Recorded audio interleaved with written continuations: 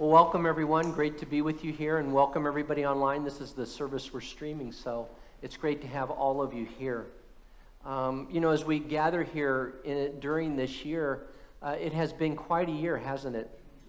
And it's not done yet, so we've got a few more days yet. But, it's been a year to remember in so many different ways. And, with Christmas, we celebrate the reality of the Lord's light coming into darkness. In fact, that's what our first reading celebrates, that the land of darkness has seen a great light. And it seems to me that in the midst of all that we've gone through this past year, certainly times of darkness and struggle, that it's good that we gather together and celebrate the coming of this great light. Along that line, I want to share with you this story. A new pastor had arrived at his first assignment, and it happened to be a rundown church in Brooklyn that needed a lot of work. And Christmas Eve was coming, so he was very busy getting the church ready. And he repaired, plastered, and painted it, and finished the work by December 18th. So just in time getting all that work done. The only problem was a storm blew in, and the roof leaked, of course. And there was really some damage that was done to the church. There was a 6 by 8 foot chunk of plaster for all the world to see that fell out from behind the altar. And so, the pastor was thinking, well, you know what, I might not be able to have Christmas Eve services. And here he was, this new pastor at this church, did all this work, and then seemingly for naught. But then he received an inspired thought, and he went out to a store and found a very beautiful cloth. It was crocheted, it was colorful, and it had a cross right in the middle of it. I mean, really, what a find. And so he went ahead and he bought that, and it was perfect. He brought it, he put it up over the altar where the big hole was, and it just fit well. And the interesting thing as well is, as he was bringing this purchase into the church, there was a woman who happened to miss her bus, and he invited her into the church as well as he was doing all this. Well, as he put up this cloth hanging, the woman asked him where he got it, and the pastor explained. And then she asked him, well, does it have the initials EBG on it? And he looked and he said, yes, it does. And those were her initials. She had made that tablecloth 35 years ago in Austria. And war had separated her and her husband, and she never saw him or her home again. And that for her was a very dark time in her life. The pastor obviously wanted to give her the cloth. Very special memory to her, a part of her life. And yet she insisted that he keep it, which he did. And then he gave her a ride home to Staten Island. As we gather together this Christmas Eve, we celebrate the light of Jesus Christ coming into the world, and specifically coming into the midst of darkness. There's that saying, it's often darkest before the dawn. And I know all of us have heard that saying. It seems like a trite saying, but it's incredibly true, isn't it? It really is often darkest before the dawn. I know for me, that was really brought home when I was a chaplain in the Navy at Pearl Harbor in Hawaii. And at the chapel there, I got to know a couple that were into diving, Jim and Tish. Great couple, spent a lot of time with them. And they encouraged me to learn to dive. So I learned to dive in Hawaii. I got certified to be a scuba diver. And so it was really a great time to share with them. But it was also a big step for me, too, because as you know, Hawaii is surrounded by water. And so you have to be careful when you're diving and where you're going and what kind of fish are out there and all that kind of stuff. So for me, it was a big step, and it was an exciting step, and it was a challenging step. Well, imagine my surprise when Jim and Trish invited me to go on a night dive. And that is just what it sounds like. It's a dive at night in the ocean. This island that's surrounded by water, diving in the dark. And so, it was a big step for me to go diving, but a night dive, I just thought, you know what, I love you guys, but you're crazy. But they were persistent, and they encouraged me to come. And so I remember my first night dive. One of the things I made sure was that Jim knew how to get back to shore, because I felt that would be very important. You get out there, you have about an hour worth of air, and I wanted to make sure we got back into shore, so he assured me he could do that. And so we did. We went out on a night dive. The only thing you can see is what you shine your flashlight on. And there's a lot of things out at night in the ocean that aren't out during the day. So that was very interesting too. But he had coordinated with us on the night dive that when we went to a certain spot and he signaled us, we would all kind of circle up, and then he would let us know when to turn our flashlights off. Why anybody would do that, again, I have no idea, but I was part of the group. Everybody was in on it, so I had to do it as well. So we all turned our lights off in the Pacific Ocean off the coast of Hawaii at the same time. Now, as much as you think it's dark right now, and it is dark, it's a different kind of darkness in the ocean down about 60 or 80 feet at night, and you turn your flashlight off. It's dark. And it's not just dark, but you kind of feel the darkness. And then about that time, you're hoping your flashlight turns back on. Which it did, and we got back safely to the shore as well. And that was the first, I was hooked after that. That was the first of many night dives I did with them. But what I learned from that experience was that the darkness, and especially the deep darkness, really helped me appreciate the light. It really helped me appreciate how much I liked the light and how important the light was for me. It helped me to have direction. It helped me to know what way to go in.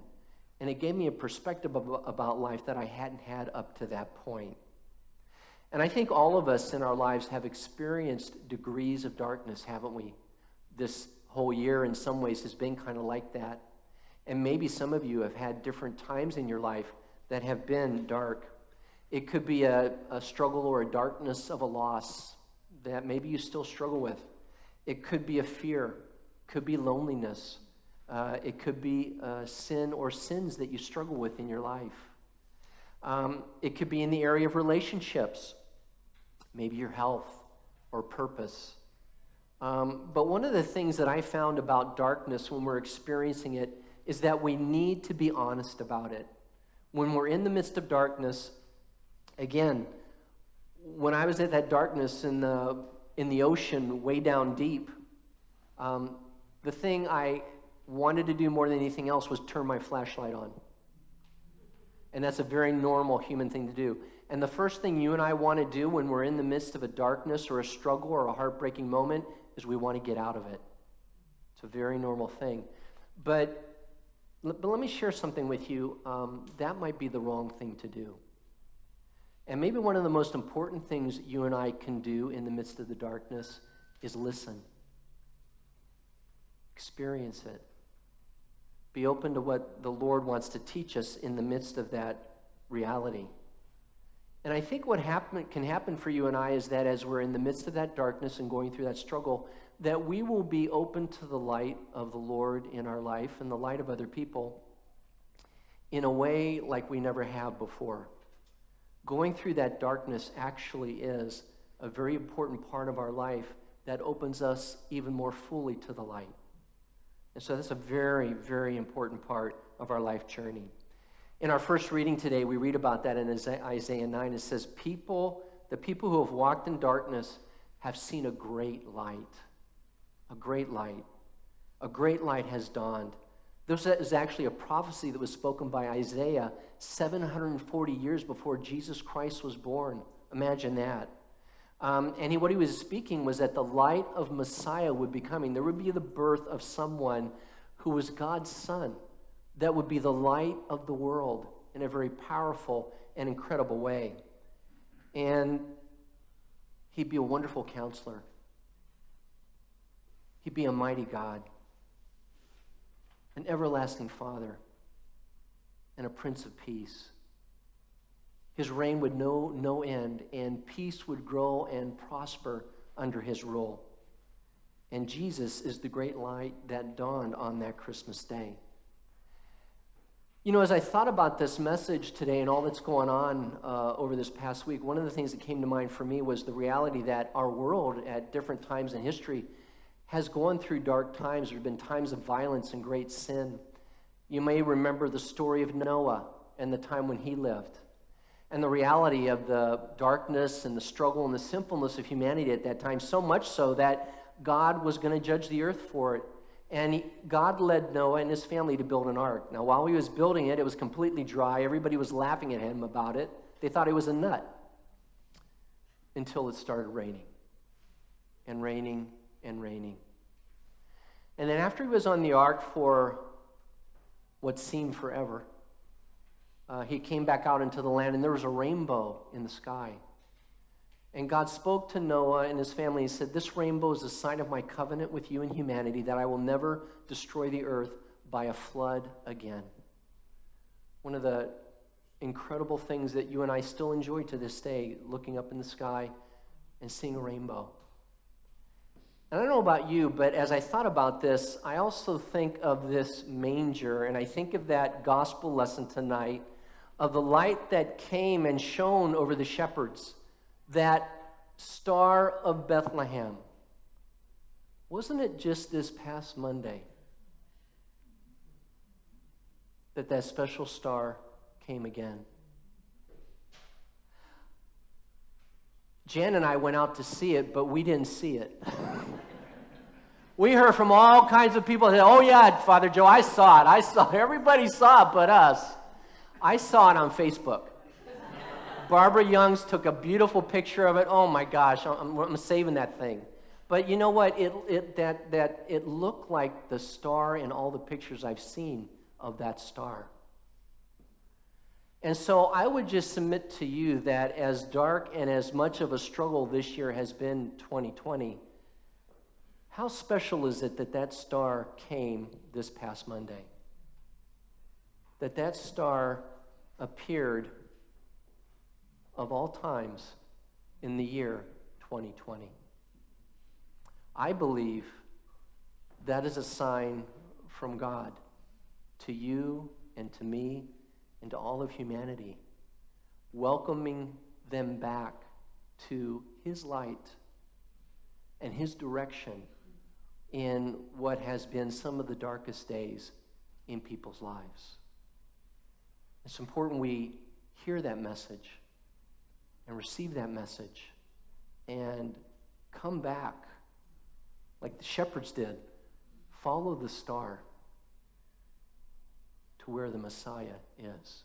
To follow that light and listen to that light, especially in this present moment. And my question to you and me here this evening is, are you open to his transforming light in your life? You know, one of the realities about darkness is, and struggle and heartbreak is, it can harden your heart. And I've met different people during my life for whom that darkness and that struggle and that heartbreak was so big that they've never, ever gotten over it. And there's been a hardness between them and God ever since.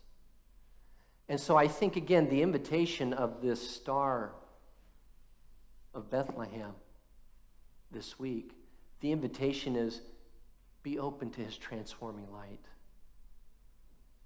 That there are still miracles that God wants to work in your life and in my life, and to be open to those and what God will do in this moment. Are you open to his transforming light? Are you open to forgiving God if you need to? Whatever it takes for you to come back to him, are you willing to make that step and be open to his transforming light to you in what may have been one of the darkest years of your life? Well, the new pastor in church had a wonderful Christmas Eve service. The church was almost full. There was wonderful worship and excitement about being together with the new pastor. and that beautiful cloth by the altar.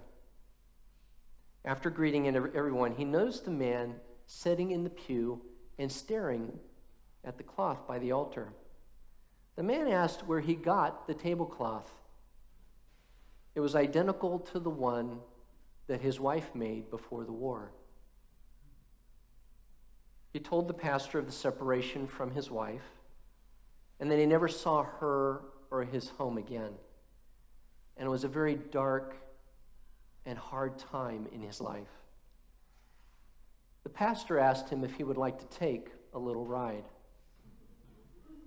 They drove to Staten Island, the same house where the pastor had taken the woman 3 days earlier. He helped the man climb the 3 flights of steps, knocked on the door, and saw the greatest Christmas reunion he had ever seen in his life. I invite all of us in this moment to be open to the Christmas miracle that only God can do in your life and my life.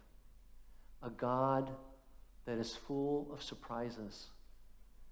A God that can orchestrate a tablecloth showing up of all times on a Christmas Eve night.